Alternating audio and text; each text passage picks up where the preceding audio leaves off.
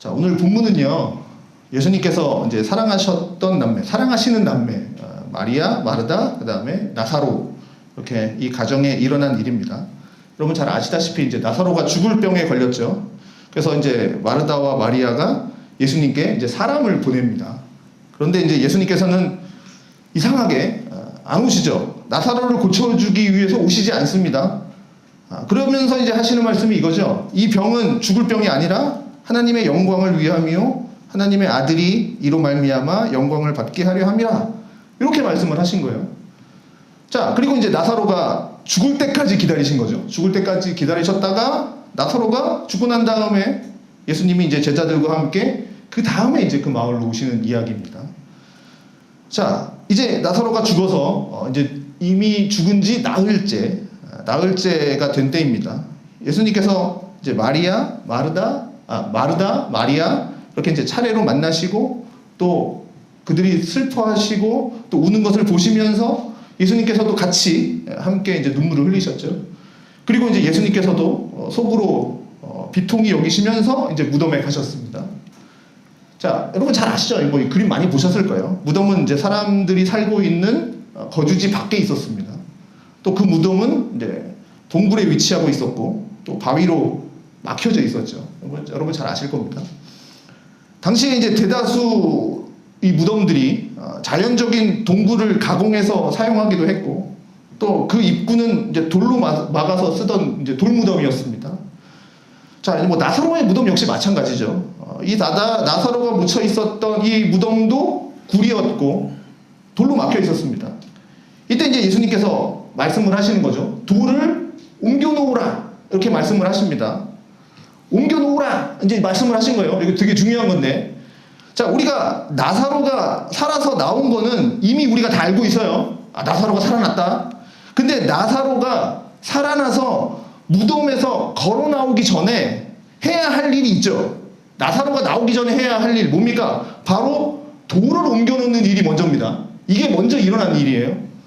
그러니까 마치 가나 혼인잔치 아시죠? 예수님께서 첫 사역을 하셨을 때 그 혼인잔치에 포도주가 떨어졌을 때 그때 예수님이 뭐라고 말씀하셨습니까? 항아리에 물을 채우라. 이제는 떠서 연회장에게 갖다 주라. 그러니까 이 말씀을 하신 거예요. 그러니까 그 말씀을 하실 때 혼인잔치에 있었던 하인들이 물을 채운 거예요. 그 물을 떠다 주면 그 무슨 일이 일어날지 하인들이 어찌 알았겠습니까? 자, 그리고 이 기적은 예수님의 첫 번째 표적이에요. 그러니 그 물이 포도주로 바뀔 거다, 이것에 대해서 하인들이 전혀 생각하지 못했겠죠. 왜냐면 그 전에 이런 일이 없었으니까. 예수님이 뭐 기적을 행한 적도 없었으니까. 그런데 그때 예수님의 어머니 그 마리아가 하인들에게 했던 말을 좀 잘 기억해 보십시오. 너희에게 무슨 말씀을 하시든지 그대로 해라, 이 말씀을 한 거예요. 자, 다시 나사로로 돌아와서, 자, 죽은 지 나흘째가 된 시체가 무덤 속에 있습니다. 나흘이나 지났어요. 그 무덤을 막고 있는 돌을 옮겨 놓으라. 예수님이 지금 명령하고 있는 겁니다. 그때 사람들은 무슨 생각을 했을까요? 왜 돌을 옮겨 놓으라고 하실까? 이미 썩어서 냄새가 나고 있는 그 나사로의 시신에 예수님이 뒤늦게 가셔서 뭐 향품, 그때 당시에 이제 했던 그런 향품을 바르는 그런 일을 하시려고 하는 걸까? 그런데 예수님의 손에는 뭐 향품을 들지도 않았어요. 그러면 뭐 하려고 지금 돌을 옮겨 놓으라고 하시는 걸까? 사람들은 이 예수님이 하시고자 하는 일에 대해서 도무지 이해할 수가 없었겠죠. 그때 이제 마르다가 이렇게 얘기하는 겁니다. 주여, 죽은 지가 나흘이 되었는데 벌써 냄새가 납니다. 이제 이 얘기를 하죠. 39절입니다. 그런데 이 구절에서 마르다를 지금 뭐라고 소개하고 있습니까? 그 죽은 자의 누이 마르다, 이렇게 소개하고 있죠. 그러니까 나사로를 지금 아예 죽은 자라고 명하고 있는 거죠. 그리고 마르다는 그의 누이, 이렇게 하는 거죠. 죽은 자 나사로, 그의 누이 마르다. 자, 여기 죽음이라는 말, 죽은 자, 죽음이라는 말, 뭐 설명하면 길지만 짧게 얘기하면 나사로가 죽어서 이미 죽은 건 뭡니까? 끝! 이거 아닙니까? 끝났다. 끝이 나서 다시는 돌이킬 수 없다. 이런 뜻이죠. 죽은 자. 뭐 해석하면 많이 있지만 우리가 살면서 가장 절망스러운 상황에 빠졌을 때 하는 말이 뭡니까? 보통 뭐라고 얘기합니까? 끝났어. 끝장이야. 다 끝났어. 이런 얘기 하잖아요. 지금 뭡니까? 조금이라도 희망이 있으면, 내가 살면서 조금이라도 희망이 있으면, 아, 이런 앞으로 이렇게 할 거야. 뭐 이 어려움을 극복해야지. 이것을 발판 삼아서 다시 좀 내가 다시 성장해야지. 다시 시작해보자. 그런 말을 할 수 있다는 건 뭐냐면 희망이 있는 거잖아요. 조금이라도 0.1%의 희망이라도 있으니까 그런 얘기를 할 수 있지만, 그런데 지금 죽은 자, 희망이 없어요. 절망에 빠져버렸어요. 끝났어. 이제 아무것도 할 수 없어. 지금 이 상태예요. 이 죽은 자라는 말. 죽은 자 마르다. 아니, 나사로. 그 다음에 그의 누이 마리아. 마르다. 이렇게 되는 거죠. 자, 나사로의 죽음의 상태가 바로 이 상태인 겁니다. 이 상태예요. 죽은 자의 누이 마르다도 마찬가지예요. 주님, 돌을 옮겨서 뭐 하려고 하십니까? 죽은 지가 이미 나흘이나 되어서 냄새납니다. 그 뒤에는 뭐가 있을까요? 가로로. 그러니 이상한 일 하지 마세요. 뭐 그러는 거 아닐까요? 아마 뒷말에는, 속마음엔 그런 말이 있을 것 같아요. 그런데 예수님께서, 자, 39절이죠. 25절 다시 볼게요. 25절에서 27절에 뭐라고 말씀하시냐면, 예수께서 이르시되 나는 부활이요 생명이니 나를 믿는 자는 죽어도 살겠고 무릇 살아서 나를 믿는 자는 영원히 죽지 아니하리니 이것을 네가 믿느냐? 얘기하죠. 마르다한테. 이걸 네가 믿느냐? 그랬더니 뭐라 그래요? 이르되 주여 맞습니다. 그러하려다. 주는 그리스도시요 세상에 오시는 하나님의 아들이신 줄을 내가 믿습니다. 마르다가 이렇게 고백을 했단 말이에요. 지금 예수님과 마르다가 했던 대화예요. 그 대화를 예수님께서 다시 떠올리고 계신 거예요. 지금 이렇게 말씀하시죠. 그래서 40절. 내 말이 네가 믿으면 하나님의 영광을 보지 아니하리라 했지 않냐? 야, 지금 나는 부활이요 생명이다. 나를 믿는 자는 죽어도 산다. 무릇 살아서 믿는 자는 영원히 죽지도 않는다. 네가 이것을 믿느냐? 했을 때 마르다가 주님 내가 믿습니다 했단 말이죠. 그런데 지금 마르다는 예수님의 이 말씀을 전혀 기억하지 못한 채 뭐라 그래요? 돌을 옮겨놓으라 라고 하시는 예수님의 명령에 거절하고 있죠. 그러면 예수님께서 부활이요 생명이라고 말씀하셨습니다. 그러면 부활이요 생명이신 그 예수 그리스도께서 오셔서 이 땅 가운데 오셔서 이루실 그 하나님의 영광, 부활이요 생명이신 예수가 이 땅 가운데 오실 그 하나님의 영광, 마르다가 보게 될 그 하나님의 영광, 그게 뭘까요? 이거겠죠. 죽어도 살겠고 살아서 믿는 자는 영원히 죽지 않는다. 이 영광을 보는 거겠죠. 라고 말씀하셨으니, 그렇다면 이미 죽어서 끝나버린 그 나사로, 그가 다시 살아나게 되는 거, 이것이 하나님의 영광이 나타나는 일이겠죠. 마르다가 보게 될, 사람들이 보게 될. 그러니 예수님이 이 나사로의 병은 죽을 병이 아니라 이거는 하나님의 영광을 나타내는 일이야. 그리고 하나님의 아들의 영광을 또 나타내는 일이다 라고 말씀을 하신 거예요. 물론 이 궁극적으로 볼 때 이 하나님의 영광이 그저 죽었던 나사로가 뭐 무덤에서 다시 살아나오는 거, 그것만 말하는 거 아니라는 건 여러분 잘 알 겁니다. 이후에 예수 그리스도께서 이제 십자가에 달리시고 죽으시고 부활하심으로써 나타내게 될 그 일을 이제 궁극적으로는 말하는 거지만, 그러나 지금 이 무덤에 묻혀서 이미 나흘이나 된 나사로가 다시 살아나서 걸어 나오는 것을 통해서, 이 나사로가 다시 나오는 것을 통해서 부활이요 생명이신 예수 그리스도의 영광이 나사로를 통해서 나타났다라는 거죠. 마르다가 그걸 볼 것이다 말하였지만, 그런데 아직까지는 잘 믿지 못하고 있습니다. 그런데 이 예수님께서 이 나사로를 살리시기 전에 먼저 해야 할 일, 그게 뭡니까? 돌을 옮겨놓는 일입니다. 이 영광을 드러내기 전에 해야 할 일, 돌을 옮겨놓는 일. 자, 근데 예수님께서 말씀하신 대로 그 일을 먼저 하지 않으면 지금 이 일은 이루어지지 않습니다.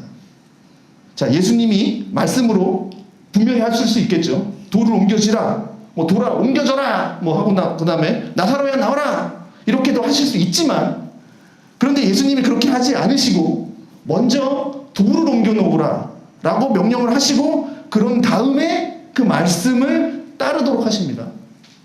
만약에 예수님께서 나는 부활이요 생명이다, 내가 다시 나사로를 살려주겠다, 이렇게 말씀을 먼저 하셨다면, 그러면 마리아도 돌을 옮겨놓으라 했을 때, 아, 예수님이 기적을 베푸시는구나 라고 생각했겠지만, 그러나 예수님께서는 그렇게 말씀하신 게 아니죠.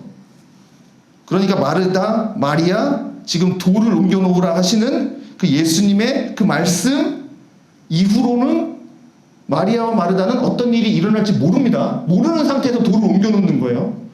그러나 먼저 해야 될 건 주님의 명령에 순종하는 겁니다.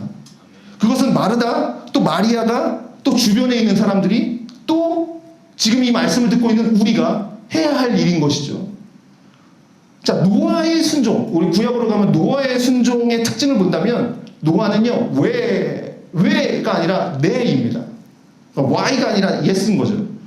사람들이 무슨 일을 할 때 그걸 내가 왜, 요즘 MZ들이 많이 하는 거, 내가 이걸 왜 해야 되죠? 이렇게 많이 하잖아요. 이거 왜 해야 됩니까? 또 그 일을 했을 때 어떤 결과가 나오는지 진행되는 모든 과정들을 다 이해한 다음에 그 일을 하고 싶어 합니다. 보통 그렇게 하죠. 그런데 노아는 하나님이 말씀하신 것에 토를 달지 않아요. 그러니까 질문을 하지 않아요. 그냥 하나님이 말씀하시면 노아는요 그대로 따릅니다. 왜냐하면 이 노아는 하나님의 말씀이 그 노아의 삶의 기준이었으니까, 하나님이 말씀하시면 그냥 네 하는 겁니다. 그래서 노아가 그랬듯이 우리도 마찬가지로 우리 주님께서 들려주시는, 나에게 음성 주시는 그 말씀이 있다면, 성경을 통해서 말씀하시는 그 음성이 있다면 그 말씀을 내가 주의 깊게 받아들이고, 그리고 주님께서 명령하신 그 말씀대로 힘써 행하는 것이 우리의 할 일인 겁니다. 이게 내가 해야 할 일이지, 하나님 이거 왜 해야 됩니까? 그게 뭔 뜻입니까? 그거 하면, 그렇게 하면 안 됩니다, 이렇게 하는 건 아닌 것이죠. 자, 이 돌을 옮겨 놓으라, 예수님이 이 말씀 하셨다면, 그러면 돌을 옮겨 놓은 다음에 우리 예수님께서 가지고 계시는 놀라운 계획이 그 속에 있다라는 겁니다. 사랑하는 사람이 죽을 때까지 예수님이 기다리셨어요. 그때 우리 주님도 아시다시피 마음이 정말 아프셨습니다. 함께 눈물을 흘리셨던 분이에요. 그런데 예수님이 왜 그렇게까지 하셨냐라는 거예요. 왜? 그냥 일찍 살려주시지. 우리 생각은 그거잖아요. 죽을 때쯤 돼서 딱 살려주시면 야, 예수님의 영광은 더 나타날 텐데. 근데 왜 예수님은 그렇게까지 하셨냐라는 거예요. 거기에는 다 이유가 있다라는 거죠. 예수님의 이유, 우리가 알지 못하지만 계획이 있다라는 겁니다. 그러니 이 예수님의 돌을 옮겨 놓으라, 이 주님의 말씀에 순종하여서 돌을 옮겨 놓을 때 아무도 생각하지 못했던, 기대하지 못했던, 정말 아무도 생각하지 못했던 그 위대한 일이 돌을 옮겨 놓을 때 일어나는 겁니다. 그러니 우리도 주님의 말씀에 순종하는 자들이 되기를 바랍니다. 주님께서 무엇을 말씀하시든지 죽은 지 이미 나흘이나 되어서 냄새납니다 하고 주님을 말리는 것이 아니라 주님이 말씀하시는 것에 있어서 그대로 순종하는 자들 되기를 바랍니다. 그런 다음에 43절 예수님께서 큰 소리로 나사로야 나오라 이렇게 부르십니다. 그러자 죽은 나사로가 손과 발이 배로 동인 채로 나옵니다. 얼굴은 수건에 쌓여 있습니다. 예수님께서 풀어놓아라, 다니게 하라 말씀하십니다. 그러니 나사로는 죽었다가 무슨 상태죠? 다 끝나버린 상태, 아무런 소망도 없고 희망도 없는 그런 절망에 빠져있는 상태인데 다시 살아나게 됐습니다. 그러면 예수님께서 왜 나사로를 죽을 때까지 이렇게 내버려 두셨다가 죽은 다음에 다시 살려주셨을까? 물론 하나님의 영광을 위한 것이겠죠. 그런데 이것을 나사로의 입장에서 한번 생각해 봅시다. 나사로의 입장에서. 아직 나사로가 이 땅에서 해야 할 일이 있다라는 겁니다.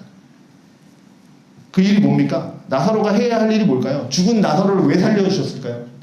이 땅에서 해야 할 일이 뭡니까? 바로 예수를 증거하는 증인의 삶입니다. 그 삶을 사는 것이 이 나사로, 죽었다가 다시 살아난 나사로가 해야 할 사명이었던 것이죠. 자, 나사로가 죽었다가 살아났어요. 그러니까 나사로가 살아있는 것 자체가 예수님을 증거하는 아주 훌륭한 증거가 되겠죠. 나사로가 살아있는 것 자체가. 나사로가 살아나는 것으로 인해서 이후에 어떻게 됩니까? 여러분 잘 아시죠? 많은 유대인들이 예수를 믿게 되었습니다. 요한은 이렇게 기록하고 있고요. 많은 사람들이 예수께 나오는데, 예수 그리스도의 그 행하신 일들을 보면서 나오는데, 예수님만 보고 싶어서 나온 게 아니라 죽었다가 다시 살아난 그 나사로도 진짜 보고 싶지 않았겠습니까? 내가 예수라는 사람을 들었는데 나사로를 살렸대. 나도 나사로 한번 보고 싶다. 여러분도 야, 저 사람 죽었다가 다시 살아났대. 보고 싶지 않을까요? 그래서 사람들이 나사로를 보고 싶어 합니다. 그러면서 많은 사람들이 그 나사로를 보면서 예수님을 믿게 됩니다. 그러니 이 죽었다가 다시 살아난 나사로에 야, 너 이제 살아났으니까 네 마음대로 살아. 아무렇게나 살아라. 그것이 아니라 이 죽음의 권세를 이기신 부활이요 생명이신 이 예수 그리스도를 자신의 목숨을 다하도록 증거하도록 그 일을 하라고 지금 나사로를 살려주신 거예요. 저는 이 나사로를 보면서 마지막으로 또 한 사람이 생각이 났는데 바로 엘리야입니다.